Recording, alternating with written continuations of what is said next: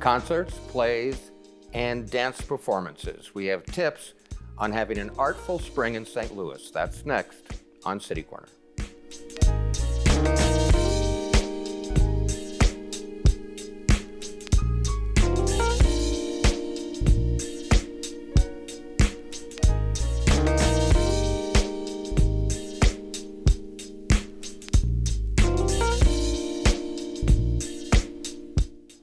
I'm Steve Potter, and welcome to City Corner. Well, I'd like to welcome back a regular guest 2 or 3 times a year. That's Mike Ochonicky. She's the arts editor for The Healthy Planet magazine. Mike, hi. Hi, Happy New Year, Stephen. Thanks for having me here. It's great to have you here. And like I said, we have you on a couple times a year, just so you can kind of preview things we want to put on our calendar over the next 2 or 3 months. Well, I'm going to try to keep everybody from getting bored. Between February and March, there's a lot happening in the arts in St. Louis. Of course, you know, you were here just before the end of the year. I forget when, November, maybe, something like that. Did you have a good holiday? And did you do much? Very nice, very nice. Family things. So it was nice to do those things this year. And yeah, very relaxing. How about you? Well, I stayed home, and I think I had lunch with a neighbor once, so mine probably wasn't as exciting as yours. That's good, too. But you know what I call you? A fun planner. Oh. Because you really help us kind of plan ahead and decide the neat things we want to do, whether it be theater, an art exhibit, a dance, a festival, you name it. Well, I like that title. Because there's so many things, and we may not always be in the loop on everything that's happening across the metro region. Absolutely. Well, let's get started on this, because you have quite a few. And, you know, believe it or not, cross your fingers, it'll be spring before we know it, right? Really fast, especially, you know, we have these weird weather swings. You're right. It's warm in the middle of winter, so, you know, no telling when spring will arrive this year. Well, Mike, you've prepared a list of things you want to recommend or call our attention to. So where do you want to start? We're going to first go to the symphony. And our first image here that we're going to look at is going to show us the inside of Powell Hall. And it's the St. Louis Symphony, of course. St. Louis Symphony Orchestra. They're on North Grand.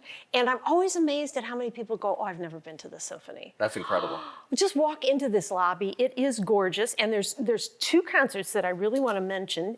February 18th and 19th, Stefan Deneuve is going to conduct Debussy's Iberia, which is Spanish music, and Ravel's La Valse. And then Nicola Benedetti, who is a British-Italian violinist, is going to perform Wynton Marsalis's violin concerto. First time it'll be performed here in St. Louis. That's my birthday weekend, too. Is it? Well, there you go. I think I need to get tickets. There you go. And then February 26th is a family concert, Music Without Borders. So it's music from around the world. And the cool part of it, tickets are $9. $9. To the St. Louis Symphony? For that concert. Also, we just saw an image there of April 14th. The St. Louis Symphony Orchestra is bringing back their happy hour concerts. And so there's tasting of all kinds of spirits and things and wines in the lobby, and then a lovely performance afterwards. So that's coming up in April for the It looks very sophisticated. It's nice. Yeah. It's fun. Next up, we're going to look at St. Louis Classical Guitar. And they're performing now at 560 Music Center, which is over in University City. For a long time, they used to be at the Ethical Society. And they've been around a long time. Yes, they have. And they bring in classical guitarists from all over the world. Gigi Kim, pictured here, is going to perform on February 18th. She's originally from Seoul, South Korea.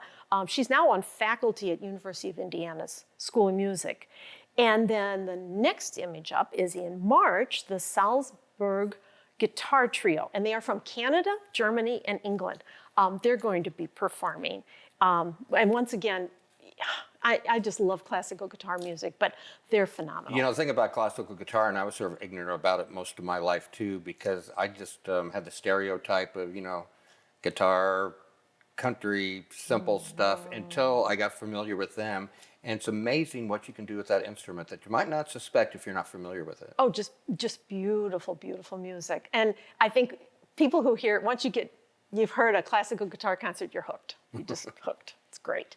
Next up, we're going to see some of the performers that are coming to the St. Louis Cathedral Basilica. Now, the St. Louis Cathedral Basilica is a church, Catholic church, Right. on Lindell Boulevard, but they host concerts.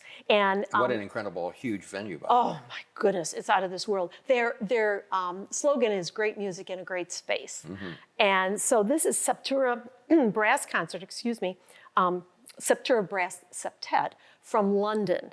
And they're just wonderful. They'll be there on February 21st.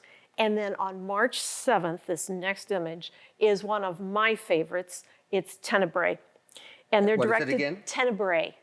And they're directed by Nigel Short. They are from England, and the New York Times describes them as flawless. They're just a phenomenal a cappella group, haunting music. Oh, it's just spectacular. Tickets are $19. So would it be music that we'd recognize or not? Classical, not religious in nature necessarily, both of these groups, but beautiful, beautiful classical music. And to hear Tenebrae with just voices, there's no instrumental accompaniment, is out of this world. And here's where I want you to go. Look at this next image. This is the interior of the Cathedral Basilica. I haven't been there in years, but yes. Well, I had to double check my fact because it is listed as the world's largest collection of installed mosaics. The mosaics were begun in the building was begun in 1907, finished in 1914. The mosaics, it took until 1988 to finish 83,000 feet of mosaics. You can't put your finger in this building without touching a mosaic. So listen to this concert, sit in this gorgeous space. It's a wonderful evening. It's one of those few venues that's entertaining when nothing's happening there. It really is. And I know many people don't go in if they're not Catholic, but on the other hand, you don't have to be to enjoy this beautiful, beautiful artwork. So that's coming up in February and in March. And again, tickets are reasonable, $19. And there's no bad seat in the house. Have ticket prices come down on things? Because everything you've mentioned seems cheaper than it used to be. I think it seems that way for prices going up on other things. Right. Performances are still very reasonable. I think following the pandemic, many groups are trying to get their seats filled. They're trying to get people back in theaters again. And I was going to make a joke. You've heard everybody talking about the price of eggs going up. I was going to say these ticket prices are about what a dozen eggs cost now. just about. Yeah, I'd rather go to the music. me too. Yeah. Okay, so next up, we're going to take a look a little bit farther out at Celtic Angels Ireland. They're coming in for a St. Patrick's Day concert, but they'll be performing on March 16th. I've never heard of them. It's a women's choral group from Ireland. They come with the Celtic Night Dancers, so they'll also be Irish dance, and the Trinity Band Ensemble of Dublin. So they're going to be up at the Two Hill March 16th. And we've got just a couple more things to take a peek at. Next image is Metro Theatre Company. February 5th to March 5th is Spells of the Sea. It's a new play. And for those not familiar with Metro Theatre Company, they've been around a long time and have done some really amazing work over the years, although I haven't seen anything they've done in a long time. Yeah, they're at the Grandel Theater. And this is a sweet, sweet story. They say it's ideal for 8-year-olds, 18-year-olds, and 80-year-olds.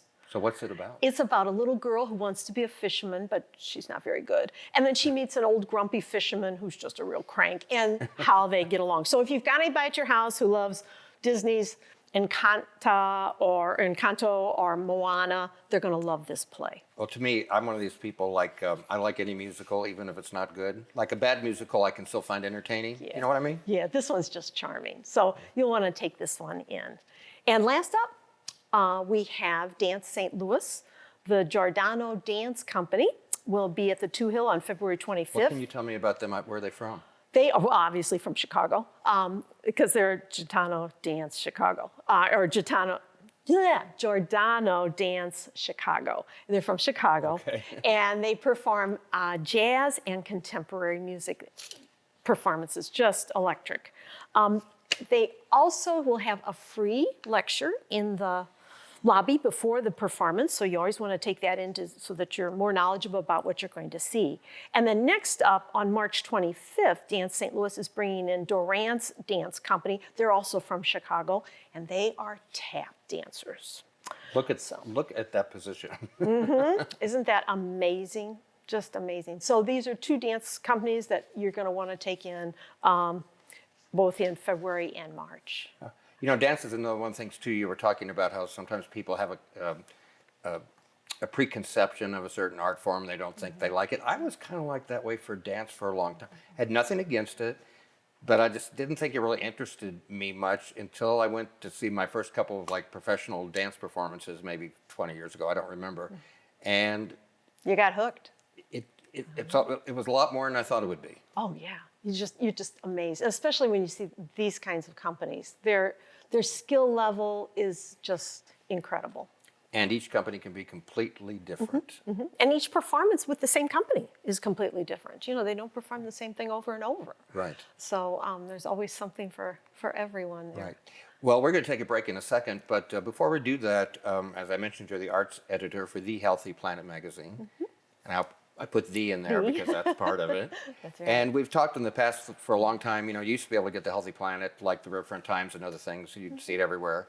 And then the pandemic came along, but you're back with paper copies again. Yeah, well, all through the pandemic, we continued. We They were just put out harder a to find, monthly though. magazine. No, we didn't print it. It was online. Right. But that worked so well that we still have an online magazine that anybody can access at thehealthyplanet.com. You can read old issues too. And now we're also publishing again. So it's out at pickup spots just like where you find Riverfront And of course, you're the Times. arts editor, so you have things like this in there. But The Healthy Planet, you might have an article about how avocados are good for you, or who knows what. Well, even more, we put out guides also. So there'll be a guide coming up on farmers markets. There'll be a guide on summer camps for kids, and those are inserts in the magazine. So all kinds of things to find in The Healthy Planet. All right, we're going to take a little break. When we come back, we have more suggestions for you, fun things, artsy things to do this spring in St. Louis. We'll be right back.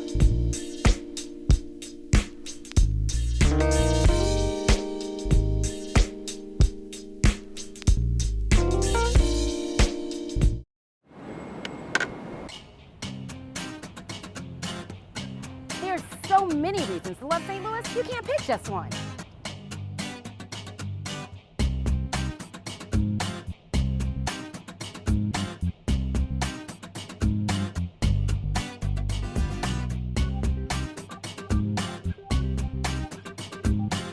From the arts, architecture, and culture.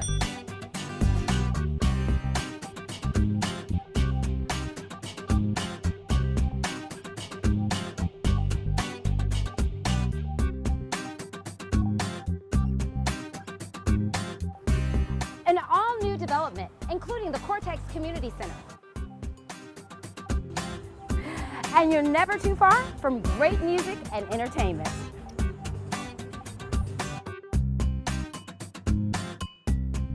So come and experience St. Louis. If you smoked, this new lung cancer screening could save your life. Visit SaveByTheScan.org. Operation Wonder Park is a go! There's nothing more powerful than imagination. But don't just imagine. Use STEM to change the world. Who's with me? Oh, it's gonna hurt tomorrow. If she can STEM, so can you. Find out more at She Can STEM. It's so sad. It's not. Here, put that on.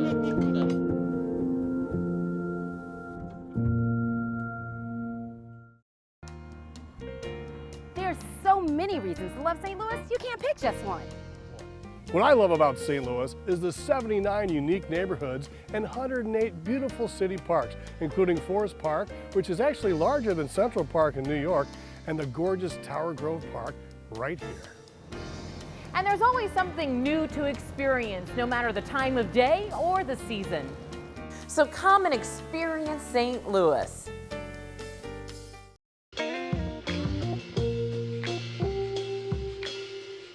After you joined our family, it was like, I really do feel complete now.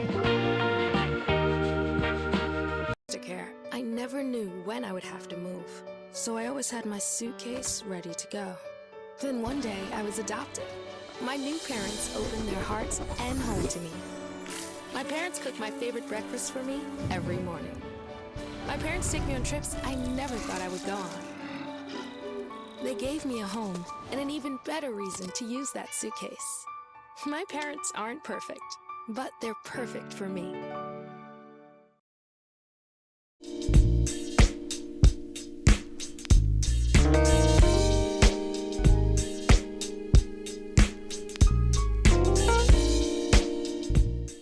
I'm Steve Potter. Welcome back to City Corner. Mike Ochonicky from the Healthy Planet magazine is here. She joins us a few times a year to preview arts events and things coming up in the next few months in the St. Louis area that you'd be interested in. And you know, it's winter's over, the holidays are done. There might be one or two more snowstorms. Never But can tell. pretty soon, people are going to be itching to go out and do stuff. Oh, yeah. And we're going to, in the second segment, we're going to focus mostly, I think, on the visual arts. Definitely. We're going to talk about visual arts and all the things to go and see. And when you say visual arts, do you mean more than paintings on a wall? Oh, absolutely. We're going to look at the whole gamut. Because it's not just visual. Or not just paintings. There's sculptures, there's installation works, there's some historic things that are coming up. So, yeah, All right, where do you want to start? Let's first go to the Sheldon. And you know, the Sheldon? Just about my favorite venue in St. Louis, by the way. Oh, it's wonderful, isn't it? But you know, a lot of people don't even realize that there's art galleries at the Sheldon. Right. Yeah. And when I say galleries, there's 6 art galleries. And is this something in a... Well, of the upcoming 6 exhibitions that are opening February 10th, and they'll all be up through May 6th, this is Bill Stieber, and he has an exhibition called Hill Country Spirits. He's from Tennessee, and he photographs primarily Mississippi Delta images, blues musicians, river baptisms, just the entire culture of the Delta region. Something about this grabs me. I don't know if it's... There's a contrast between her and the house. I don't know, it just... All of his images are like that. Yeah, it just pulls me in. You're going to love them. And they're all in black and white. Does this have a name, or did he say what these things are about necessarily? I don't have a name of it for all this right. particular one, but all of his photographs will be on exhibition at the Sheldon. And along with him, for Black History Month, we're going to see Patrick Earl Hammy's piece in the next image here. There we go. And his exhibition is called I Am the Night. Now, this is a drawing. Is that from the old TV show? It sure is. I was hoping you'd recognize it. Remember Soul Train? I think I danced to that when I was Probably. This is Don Cornelius. Right. So his exhibition is all drawings of these people that you're going to remember from that era who were on at night. Lots of personalities at night. And then, like I said, these are just 2 of the exhibitions. There's 4 others all running at the same time. And the Sheldon Gallery is free admission. So pop in anytime. And the Grand Center Arts District is a neat area just to, there are a lot of things you can just walk around and take a look at. Yeah, it is. And then right across the street, they still have that park, that cityscape park that they put in. So it's a nice place to get some exercise. Right. Next up, we're going to go to Lamar Sculpture Park out in Sunset Hills. And this is Yayoi Kusama. And she's a Japanese artist. She's 93 years old. And this is actually her. That's her, yeah. And her thing is polka dots. I wore this today in her honor. But anyway, she does lots of things with polka dots and round circles and spheres. And her whole focus is the sense of repetition. So she has created an installation called Narcissus Garden. On the next image, we're going to see a sample. And I get a Keith Haring feel from her work. Do you see that? Yeah.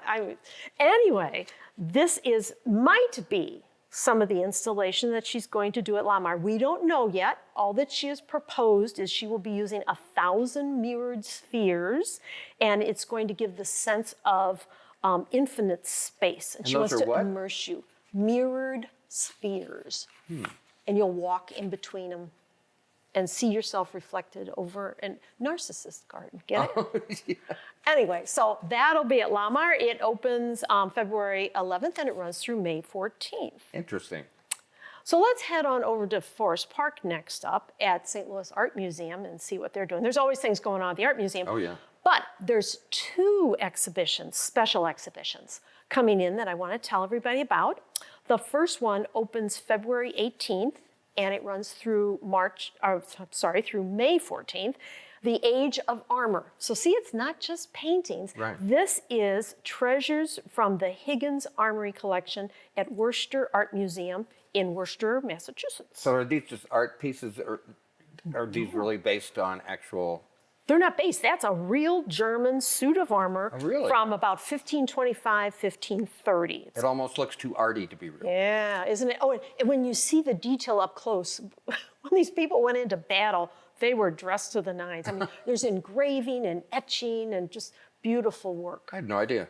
So that's going to be up. And then the next image shows us the second exhibition that opens March 25th, and it's a side-by-side exhibition. This, of course, is Monet's Water Lilies. Right. And so the exhibition is called Monet and Mitchell Painting the French Landscape.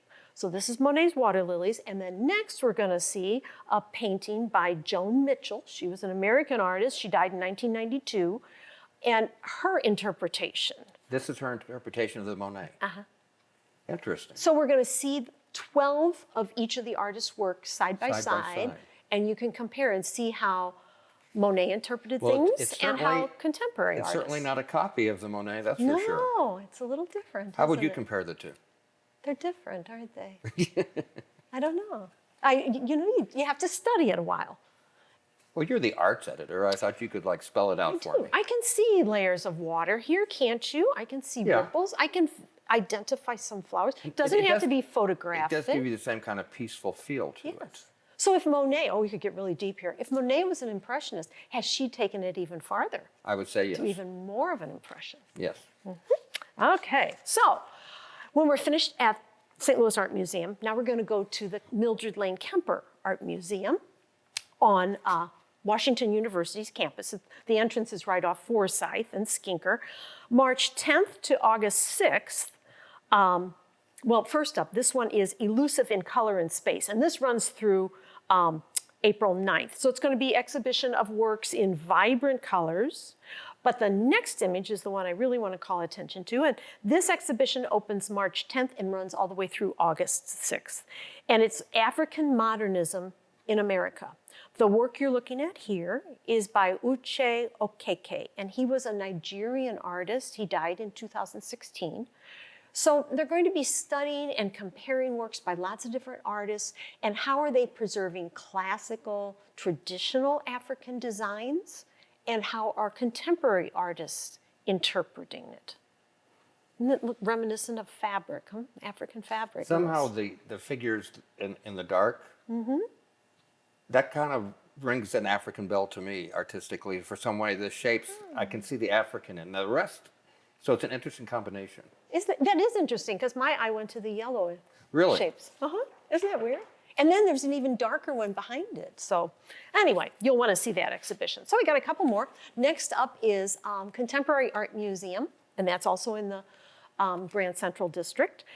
This is Jacoby Satterwhite's Spirits Roaming the Earth, and that opens March 10th. It's going to run through April 13th. Now, is that a photograph? No. It sure looks like one. I know, it's going to be an installation. He does things with performances, with digital art, with animation. These are mannequins. And he wants to express resilience, celebration, reinvention. I can't tell you any more than that. You're going to have to go and see it. Have you seen this yourself? Just his. So I'm just wondering, are these life-size images? And I would guess. They look like they might be. The Contemporary's big space, so I'll bet there's a lot of room there. And then next up, while you're there, you can just go right next door to the Pulitzer, and this next image shows us work by Faye Heavyshield.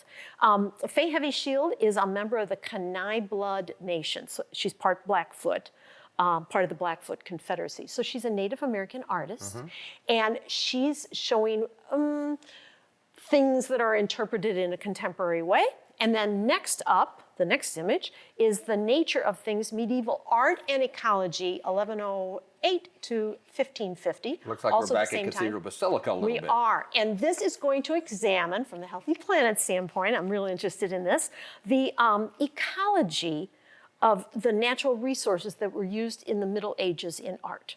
Think Notre Dame Cathedral in France, and when it burned, how the concern of lead and of some of the toxins that were used in there, and that's what this exhibition is going to be examining. I never liked going to church, but I love religious art class. Oh, the work is just, and how did they make it then? And the little tiny pieces, and the colors, many of the colors were made with ground stone with lapis lazuli to get that blue. It's, oh, the amount of work that went in. It's beautiful. Amazing. So you want to see that and see how it impacted the ecology of the time. Is that all you got for us today? That's it. The only As thing. if that's not enough. get around to some little areas too. You know, Webster Arts is on Summit in Webster Groves. It's a little arts organization, and they've got an exhibition that's opening on February 24th and running through March. It's called Wanderlust. So it's going to be paintings and sculptures and all kinds of things. Whether hiking in the woods is your sense of wandering, or going to exotic cities. I'll plug one of my favorite places too, since you did it. We Please. talked a little bit about it off the air, and you've mentioned it on the show before. The Jacoby Art Center in Alton. There's an artist that a lot of people might recognize. He has a art gallery studio in Soulard, Rich Brooks, and he has for years. And he's just had a one-man show at the Jacoby. I think it may be still up, but they always have something new there. That's incredible. Yeah, they do, and they really rotate a lot of different types of art.